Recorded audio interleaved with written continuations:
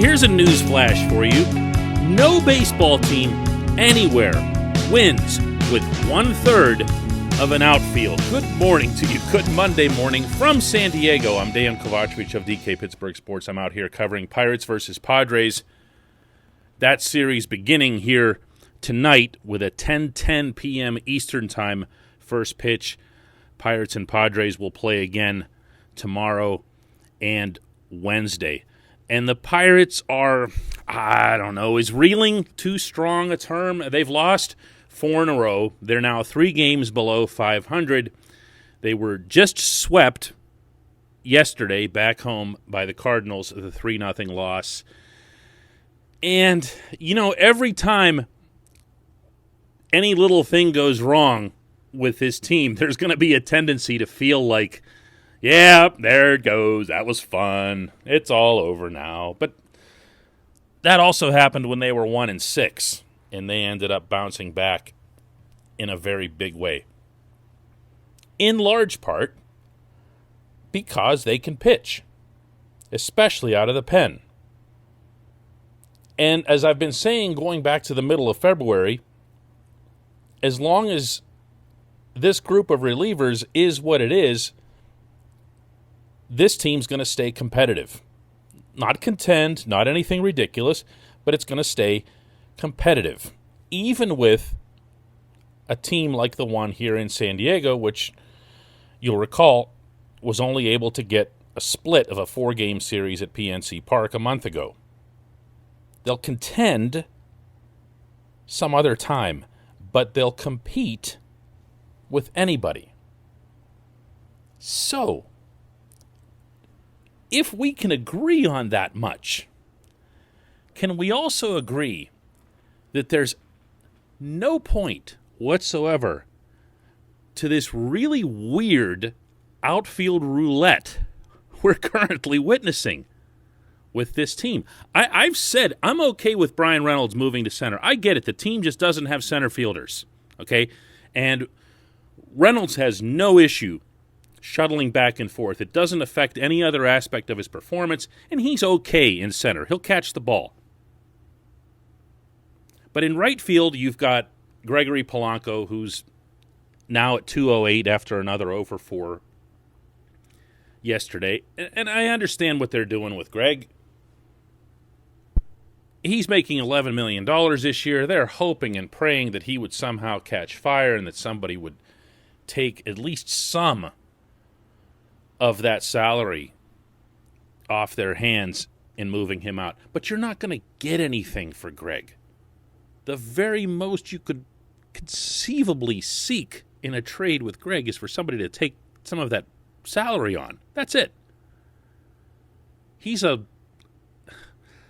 was about to say lost cause, but he kind of is. He kind of is.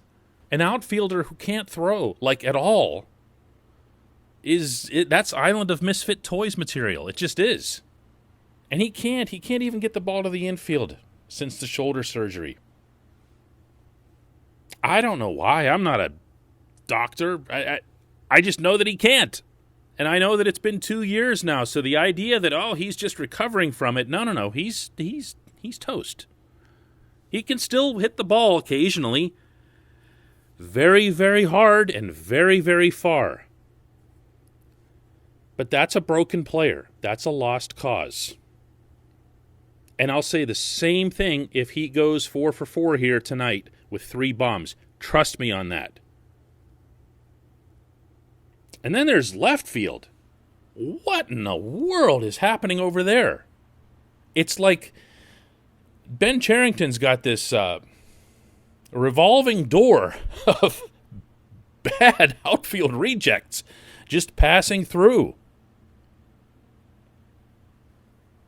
Or center field, depending on how that's played out. Anthony Alford and Dustin Fowler were supposed to be either battling for or sharing center field duties, and they both ended up being train wrecks, which forced Reynolds to move to center, and now they've got Kai Tom in left, and he's a disaster defensively. He draws a lot of walks and occasionally makes whatever kind of contact, but This guy's not anybody's answer either. And I'm being kind with that assessment. So what are you doing? What are you doing? Jared Oliva's hurt right now. Otherwise, I have a feeling he'd already be up here and at least be getting a chance. I'm not a big believer in Oliva. I have not seen anywhere near enough of a bat to have hopes for him. But I'd be willing to see some more of Cole Tucker. Would that be okay?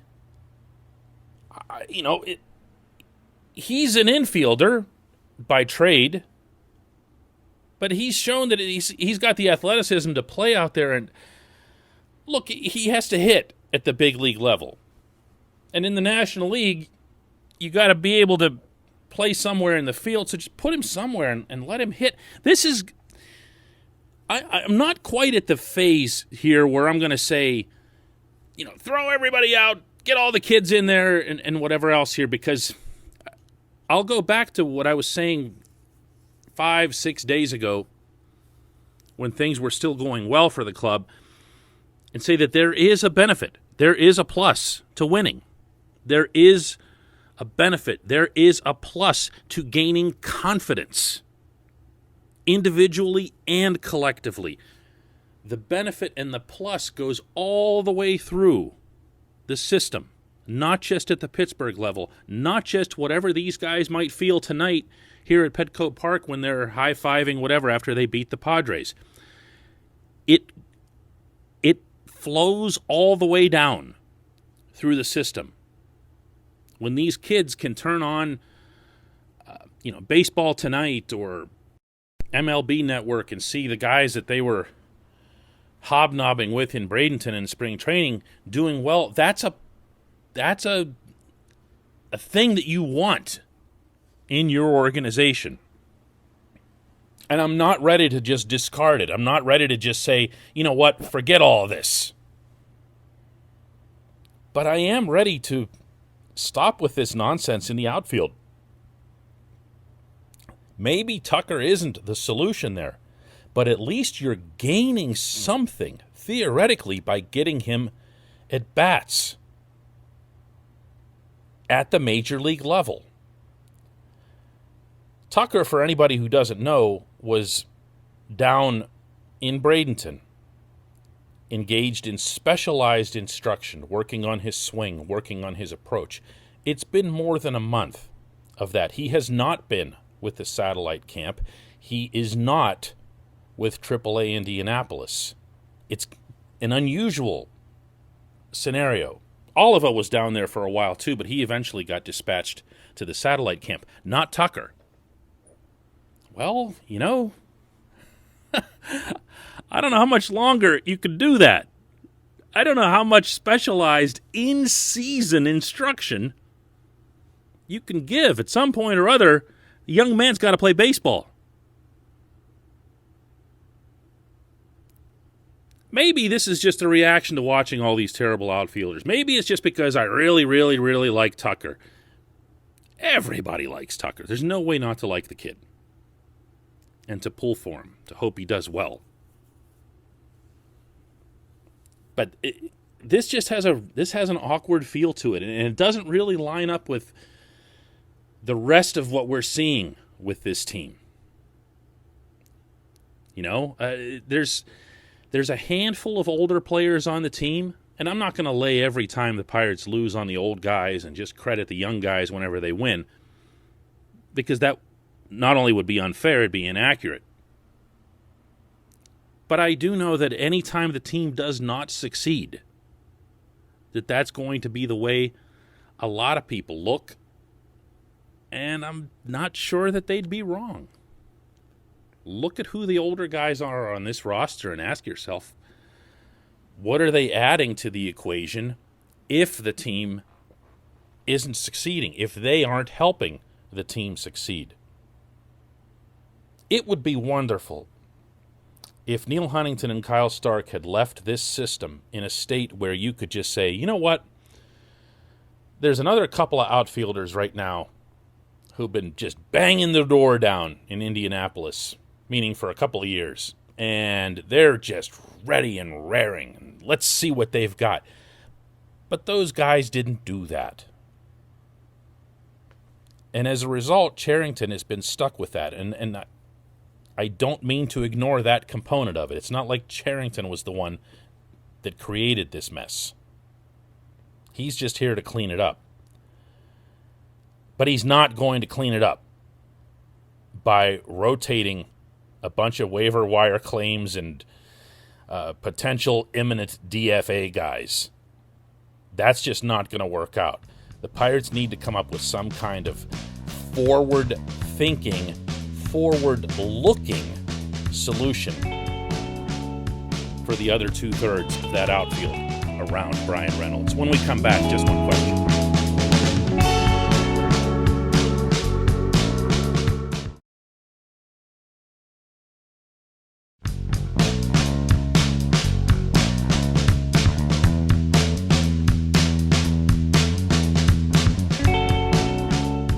Welcome back. It's time for Just One Question here in San Diego. And that's brought to you on this program always by our friends at the North Shore Tavern back home across Federal Street from PNC Park.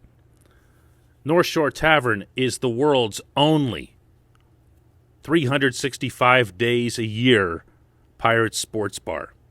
Oh, sure, go there for the steak on a stone and all the other great food and the friendly service and the wide open, spacious, clean dining areas, including outdoor options that are available to you. But stay for the pirate stuff. You could navigate front wall to back wall, and it'll take you probably about a half hour to absorb all of the memories, all the different names and faces that you'll see. It's quite the run through memory lane. North Shore Tavern, across from PNC Park. Today's question comes from Jason, who asks, plain and simple, how good is Tatis? I like that. Fernando Tatis Jr. is the 22-year-old. He just turned 22, by the way, in January. He's the 22-year-old shortstop of the Padres here. And he is on a trajectory that is just terrifying, should he keep this up. At this age of his, he's already got 47 home runs in 163 games. He's got 8 of them already this season, including one here yesterday, in just 75 at-bats. Forget the average. He's batting .238.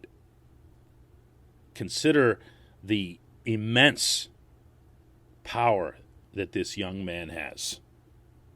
The smooth, almost effortless stroke. His swing reminds me of, and this is going to be really dating this reference here, of George Foster from the Reds, like 1,000 years ago from the 70s. A guy who could just take this, take that stick. I don't even think of it as a bat because of how the speed with which it moves through the zone, but think of it as a stick that just rifles through the zone, and when it makes contact, it's just merciless. He had a game a few days ago where he knocked a couple bombs out against Trevor Bauer, the obnoxious pitcher of the Dodgers. And he hammed it up a little bit. And Bauer said afterward, well, yeah, that's his right and whatever. And they didn't fuss over it or anything. But it was part of the swag that Tatis brings to the game. And that's the other component that he offers. He's a star. He's a star in every way. If the people who run Major League Baseball are smart, and man, is that a big old if, they will promote this kid into infinity, and they will do likewise with Juan Soto in Washington and Vlad Jr. up in Toronto, and you'll do so regardless of what their market is. San Diego is one of the smaller markets in baseball. Toronto is not even in the United States. So there's there's possibilities there for baseball to grow with this generation of potential stars. I mean, I'm not even mentioning Ronald Acuna Jr. and there's others. I don't mean to leave people out. But baseball has a chance to grow with players like this, not just here in San Diego. They've always loved the Padres here. But now that the Padres are really good and thinking really big and thinking about their first World Series, it's gone to a different level. But what's always been neat for me here to see in this part of the world is how much the younger people here love the Padres and love baseball. Now, yes, this is San Diego's only team now since the Chargers moved north. So they've kind of got a captive audience here. At the same time, you still got to find a way to love baseball in order to love a team, right? Tatis is a big, big, big part of that. The Padres have done a lot of things really smartly and really well for a few years now. They didn't really get noticed for it until last year, whenever they had their big breakthrough and looked like they might actually win that first World Series. But they're on that path. They're on the right path. If I tell you which team has a similar approach to organization building that the Padres do, yeah, I'll hold off on that one. Thanks so much for the question, Jason. Thanks to everybody for listening. We'll have another Daily Shot of Pirates tomorrow.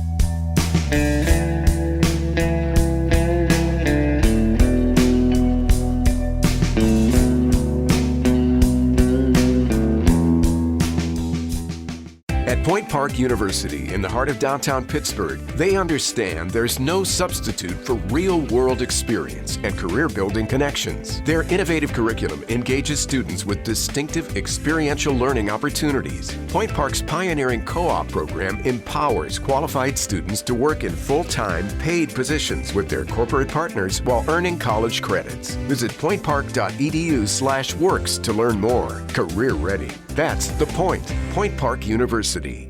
Your front door, your car, your gym locker, your gun. Safety is a habit. Learn more about how to keep guns safe and secure. Visit projectchildsafe.org.